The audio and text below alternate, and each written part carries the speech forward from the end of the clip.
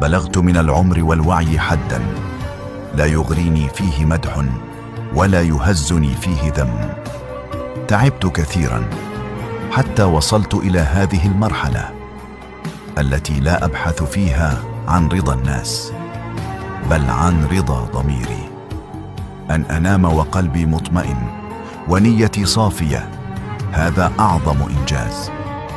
ما عدت ألتفت لمن يسيء ولا أبرر لمن يظن ولا أشرح لمن لا يريد أن يفهم. أهم ما في الأمر أن أراعي ذمتي، أن أكون كما يحب الله لا كما يحب الناس. ولأجل هذا الطريق خذلت وتألمت ومررت من الضيق إلى الاتساع، فالحمد لله على السلام الداخلي ولو جاء متأخرا.